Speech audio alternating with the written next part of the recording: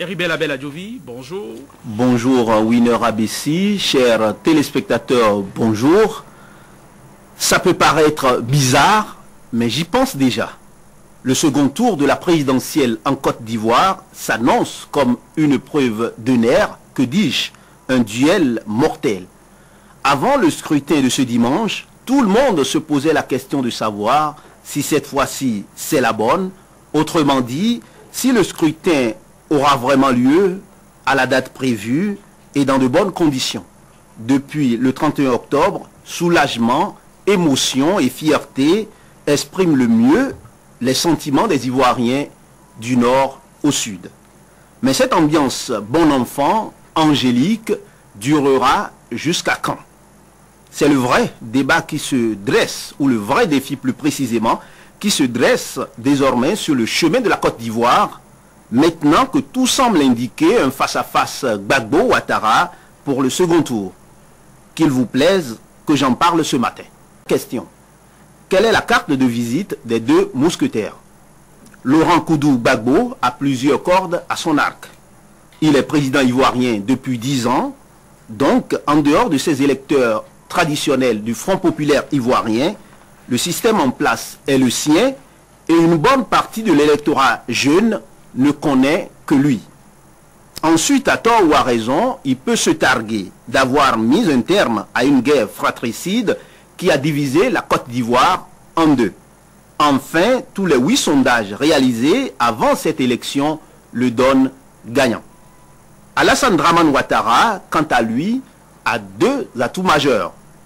Il jouit de la bénédiction de l'électorat du Nord et peut bénéficier du rassemblement des oufouettistes pour la démocratie et la paix, un pacte scellé en 2005 entre lui et l'ancien président Henri Konan Bédié.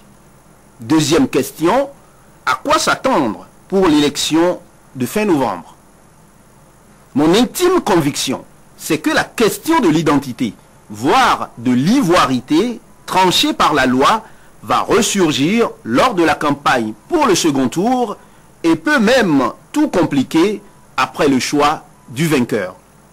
Pensez-vous que l'électorat fidèle à Bédié va porter tout son dévolu sur Ouattara? Êtes-vous certain que l'ancien président restera insensible aux offres qui viendraient de la part de l'actuel président Laurent Gbagbo? Enfin, et dans de telles conditions, quelle garantie avons-nous de ce que le perdant fera amende honorable et n'entraînera pas la Côte d'Ivoire dans une nouvelle spirale de violence? Aucune. Autant dire que la communauté internationale doit concentrer tous ses efforts pour que l'espoir retrouvé ne se transforme en fin de compte en cauchemar. Autant dire que Laurent Koudou-Gbagbo et Alassane Dramane Ouattara doivent comprendre que l'un ou l'autre ne peuvent pas à la fois être président de Côte d'Ivoire. C'est pourtant ce qui risque d'arriver si rien n'est fait. Le scrutin présidentiel ivoirien est à la porte de non-retour. Oui, Heribert Abel Adjovi, le scrutin présidentiel à la porte de non-retour. Est-ce que vous n'avez pas un train d'avance quand déjà vous pronostiquez quant au second tour, alors même qu'à l'heure actuelle, la seule certitude, c'est le taux de participation au premier tour? On n'a même pas encore les chiffres. Peut-être bien qu'il va suffire d'un tour de piste pour vider, pour solder l'élection. Je persiste. Alassane Dramane Ouattara et Laurent Gbagbo seront au second tour. On verra bien si ce ne sera pas ça. C'est pas imprudent ça? Non, je pense qu'on aura l'occasion de... Vous êtes spécialiste de la météo politique à l'international? Non, pas vraiment. Je ne prendrai pas autant de risques que le chroniqueur. Je pense fondamentalement que cette élection nous réserve beaucoup de surprises. Nous sommes déjà mercredi et nous sommes mardi. Demain mercredi, on doit pouvoir connaître les grandes tendances, les premières tendances de cette élection. Il n'est pas exclu qu'on ait le schéma que propose le chroniqueur, c'est-à-dire un ticket Ouattara Gbagbo au second tour. Ouattara avec l'alliance des oufouettistes, pouvant compter donc sur le soutien de l'appel à voter pour de Henri Konan Bédié. Il n'est pas non plus exclu qu'on ait par exemple un schéma Ouattara Bédié au second tour, ou encore Gbagbo Ouattara Bédié, etc. Donc je pense que tout est possible dans cette élection. Tous les cas de figure sont envisageables. Oui, et ce qu'il faut retenir déjà, c'est quoi? C'est l'engouement, l'enthousiasme des Ivoiriens à aller exprimer leur devoir civique. Il y a eu un taux de participation extraordinaire. C'est la seule certitude pour le moment de ce scrutin. Et les différents sondages qui ont été faits avant cette élection, ça peut se confirmer comme ça peut aussi ne pas se confirmer. Donc je pense qu'il faut déjà se réjouir, se féliciter de la bonne tenue de cette élection. Maintenant, rester calme et attendre les premiers résultats. Toujours est-il que, forcément, dans ce triumvirat, il n'y aura qu'un seul gagnant. Il n'y a pas de banc. La question se pose. C'est un fauteuil. Et il y a même lieu de s'inquiéter, vous savez. Moi, j'ai suivi un débat hier entre les représentants des 3 candidats. Absolument. Et lorsqu'on demande à chacun, celui qui a été un peu, ma foi, modéré, c'est le représentant de Bédié. Mais le représentant de Gbagbo, la personne de l'ancien Premier ministre Afin Guessan, il a dit, on leur a demandé, mais et si il arrivait que Gbagbo ne soit pas, par exemple, au second tour, ou bien qu'il ne gagne pas tout simplement cette élection? Sa réponse a été au conditionnel. Il dit, si il accepterait, si, c'est au conditionnel. Ça dit quoi? Ils ne sont pas encore prêts totalement, en tout cas, à accepter le verdict des urnes. Donc, tout ça, ça demeure encore des inconnus et on attend les résultats. Pour le moment, l'ouragan annoncé est devenu Zéphyr. L'ouragan s'est fait Zéphyr, on peut s'en réjouir. Par ailleurs, Sulpice Ossagbaguidi, le vainqueur de cette élection, c'est déjà le peuple ivoirien. Ça, on peut déjà le dire, on peut le dire avec certitude. Mais l'autre question, un tour ou deux?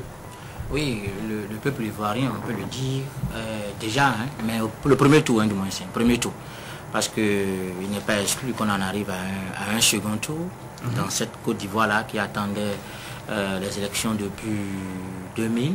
Donc je pense qu'il faut être assez prudent. Maintenant, quant au schéma Gbagbo Ouattara, c'est probable. Gbagbo Bédié, c'est possible. Mais Ouattara Bédié au second tour, je ne pense pas trop à ça. Je ne pense pas trop à ça. Pour Gbagbo qui a, vous l'avez rappelé, qui a déjà fait 2 mandats en fait. Non, un mandat et un autre sans élection. Un autre bonus. Un autre bonus sans élection. Oui. Mais ce qui est bien déjà à souligner, c'est la confiance que tous les acteurs ont. C'est la confiance qu'inspire la commission électorale indépendante, la CEI. La CEI, même si Soro a son propre système de décompte. Et c'est vrai que les chiffres ne seront pas publiés, mais ça va simplement inspirer Soro, c'est aussi un problème. Bon, et que ces élections doivent saluer aussi la campagne électorale, c'est très important, qui s'est déroulée dans le calme. Les élections, du moins, j'insiste là sur le premier tour dans le calme, mais je reste prudent, très prudent, parce que, à mon avis, c'est les résultats qui vont vraiment nous édifier, parce qu'il n'est pas exclu que les résultats, s'ils sont défavorables au président sortant, fassent encore basculer le pays dans ce qu'on ne veut pas du tout. Un bis répétita de ce qu'on a vécu en octobre 2000. Le problème, c'est que est-ce que Gbagbo est prêt véritablement, malgré l'apparence, à quitter le pouvoir? On a parlé tout à l'heure d'ivoirité. Et Gbagbo peut toujours compter aussi sur les conservateurs les plus radicaux de la Côte d'Ivoire, parce que même les consignes de vote venant de Bédié, et ce Bédié aussi, il fait partie de ceux qui ont longtemps défendu l'ivoirité. Nous y reviendrons certainement. Nous y reviendrons, c'est sûr. Mais moi, je voudrais relever une chose. À l'étape actuelle, je crois que la force du processus électoral en Côte d'Ivoire, c'est que c'est un processus électoral concerté. Tout le monde a le regard. Je crois que ça permet de faire l'économie de quelques tensions, ma foi, inutiles. Chez nous, vous voyez de quoi je parle, on tire à U et à Dia. Et puis, je pense que la dynamique de paix, cela se poursuit en Côte d'Ivoire. On peut souhaiter que cela se poursuive et aille au-delà des élections et peut-être qu'un gouvernement d'union nationale suive. Parce que précisément, la Côte d'Ivoire, c'est quoi? La Côte d'Ivoire aujourd'hui à la rue. Or, la Côte d'Ivoire était pays à revenu intermédiaire au début des années 80. Aujourd'hui, la Côte d'Ivoire fait partie des 20 pays les plus pauvres au monde. La Côte d'Ivoire a été élue à l'initiative PPTE, pays pauvre, très endetté, à côté de notre pays, comme le Bénin. Ce qui est très bien à souligner, et c'était pas évident il y a quelques semaines, c'est le calme qui a suivi Le calme l'élection qui a suivi l'élection. C'est rassurant. Il n'y a pas un temps qui merci. Vainqueur. Merci à vous tous. Merci Ribert. Merci Sulpice. Merci André. Merci.